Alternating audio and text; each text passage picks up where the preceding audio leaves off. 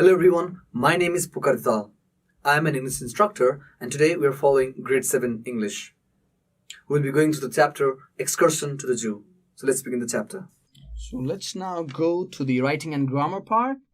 Alright, so find the words opposite meaning to the words given below. Okay, and of course, yes, you can use dictionary for your help. Now, find the words opposite in meaning to the words given below. Now, this is what we call, so here we are basically finding out antonym of the words given below, okay? So what is antonym? So the very definition of antonym is a word which has the opposite meaning of another word. See, finding the opposite meaning, words opposite meaning itself is antonym. All right. For example, if you have the word, let's say, ugly, then its antonym is beautiful. See. Now, if the word is, let's say, rich, its antonym would be poor. Similarly, if you have the word that's long, what is the opposite of long? Its antonym would be short. Wide. All right. If the word is wide, its antonym would be narrow. All right. So our task here is I'll give you certain words here and we'll figure out its antonym. Okay. Of course, you'll have to get best use of your dictionary here. So here are the words. Okay. So the words are, we start from enter. Number two is reach. Number three, exciting. Number four, hues. Number five is enclosure. Number six is start. Number seven would be same. Number eight is laugh. Number nine would be full. Number 10 is horrible. Number 11 is separate. And finally, number 12, beautiful. So our task, we got to use our dictionary and figure out its opposite meaning. What do you think you'll write for enter?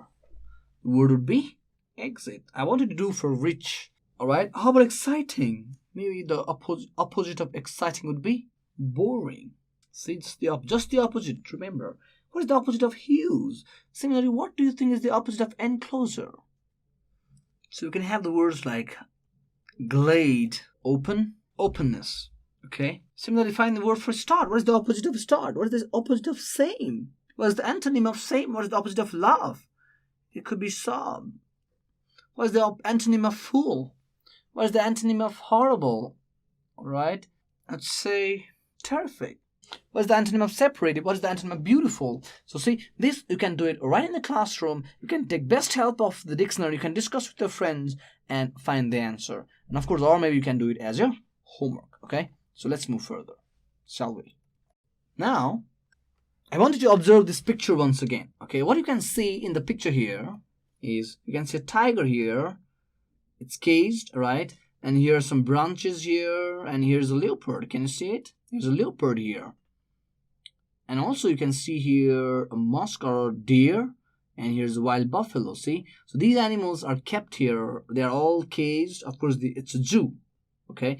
Now, how about you organize a debate competition in your classroom, all right? And the topic would be debate. And the topic is, should animals be kept in the zoo? Here you can have, a certain group can speak for the motion, all right, and the other group can here speak against the motion. Now, those who are speaking for the motion, you agree to the fact that yes, animals must be kept in the zoo, right? And those who are going against the motion will give you, all right, you don't agree to this fact, all right, you disagree.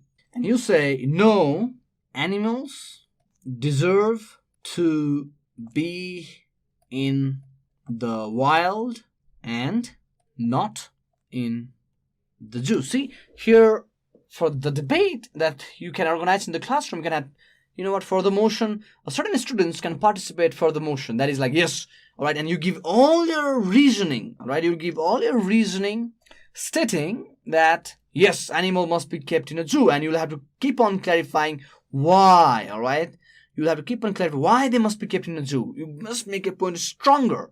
On the other hand, we have against the motion, all right? Again, our students who are speaking against the motion will disagree to this question, and they would say, no, animals deserve to be in the wild and not in the zoo. They deserve freedom after all, right?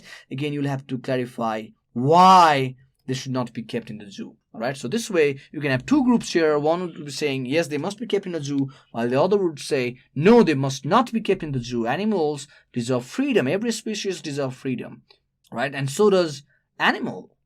And you'll have to give a strong reason, all right, why, whether they should be kept or why they should not be kept in the zoo. Okay, this way you can organize a debate competition in the classroom.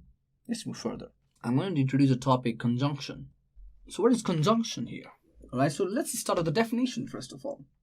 Conjunction can be used to give more information, give alternatives, give reasons, give results, or give unexpected information.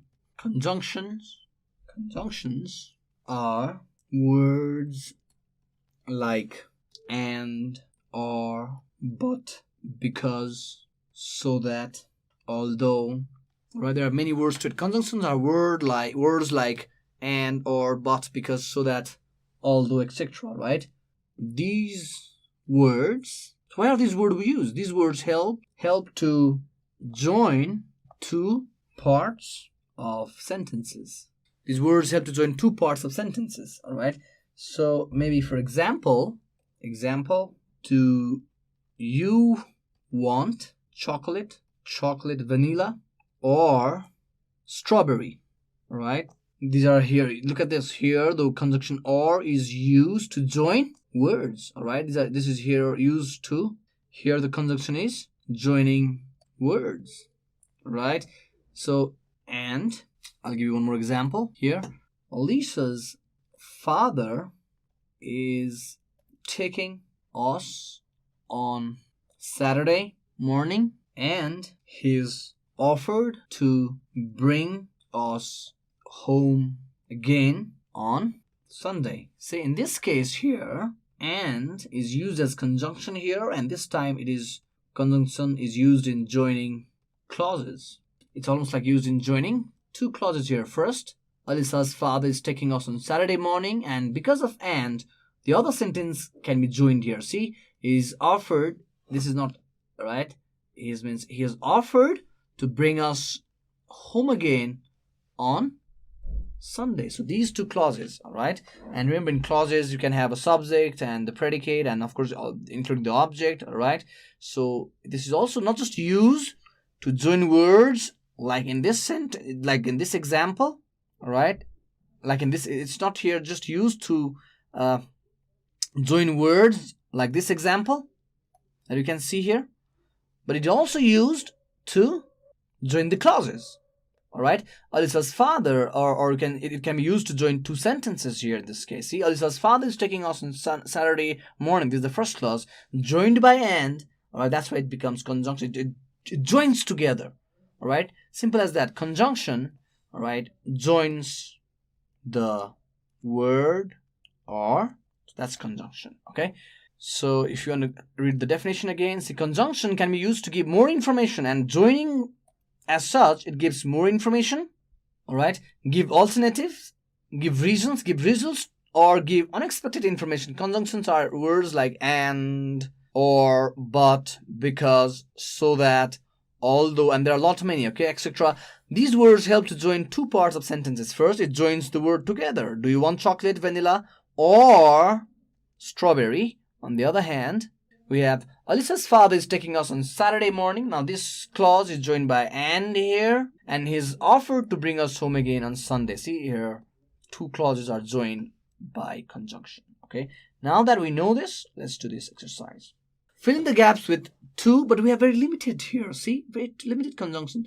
To, so that, or because. There's three to choose from. All right, I'm going to do just want to, right? I come to school for what purpose? Clarified. My mother gives me green vegetables. All right? I'm going to help you on that. So, that remember you have only 3 to choose from that. That is to, so that, or because. So that my eyes have good vision. However, the next one, I spent the night studying. I wanted to get good grades. Our school organized a visit to the zoo. All right, again, see, students could learn about the animals. And learning English, again, right, you can select any word to figure this out, okay? Now, moving further, I have this poem here, okay? And I'm going to read this poem, right? A trip to the zoo. Now, a trip to the zoo. It is such a beautiful day. We want to go to the zoo. Pack a picnic lunch, grab a hat, see lots of animals, birds too. We'll stop and visit the elephant, watch them do a trick or two. Walk past the zebras, there stands see the peacock, feathers so blue. There lies 2 old hippopotamus, sleeping in a very muddy pen. We see the lion sitting on some rocks, in his case I have never been. We get to feed the giraffe, he comes over and eats from our hand. With his long neck he can reach very far, on his tongue my fingers often land. We see lots of snakes, turtles and spiders. We visit the penguins in their cold spot. It is fun to watch them waddle around, fly to the outside they cannot. We pass by the camels chewing some feed, see monkeys swinging on a rope. They swing way over the small pond, into the water, they never fall, I hope. We really enjoy going into the petting zoo. The animals let you touch their back. We stay a long time watching the goats. Better not take a sandwich in your backpack. The train ride around the zoo. We enjoy sitting on the tail end. The whistle blows going through the tunnel and going around a sharp bend. We spend the whole day walking around. There are so much for us to see. Little squirrels eating french fries that delighted my sisters and me. Soon it was time to go home, but we'll return another day. There will be new baby animals. We'll stand and watch them play. Edine Cathay is the poet who had written this poem, okay? So from homework now, what you can do is, you can also, after having read this poem, you can also write a poem describing your experience of visiting a memorable place. Write a poem describing your experience of visiting any memorable place, okay? And what you can do now is divide your class into 5 groups and assign some tasks. Organize a visit to a zoo or a village where you can see different domestic animals. Each group will report as assigned. Now see, divide your class into 5 groups. So your class has to be divided into 5 different groups, right? And assign some tasks. Like, what kind of tasks? See, you're going to organize a visit to a zoo or a village where you can see different domestic animals. All right. Each group will report as assigned. Now, in your task, what I call this is again a trip sit. Now, make a trip sit. Now, what are the things that you want to know? Point out those things. All right. Point out the things that you want to know. All right. For example, it could be animal seen, time taken for the visit. All right, or time taken to reach the destination. So you can have all these questions put together. All right, put together your questions. All right, and then divide these questions to these 5 groups. All right, divide this question to this 5 group, and then you go either, all right, to a zoo, or maybe you can just wander in a village, observing different domestic animals. And what students are supposed to do is, you fill in these questions, all right? And later on, you report to your group member, all right? And you come together and share your findings, okay? This is more like a field visit, okay? A project work or more like a field visit. And on the other hand, write a poem describing your experience of visiting any memorable place. I'm sure you've visited many places, all right? So out of those many places you've visited, you can write a poem, just like the one I had just read, all right? Explaining, all right? Or rather defining or describing what you had seen in that, or why that particular place is memorable, okay? So thank you very much. And if you have any queries, feel free to email us at learning@deerwalk.edu.np. Thank you.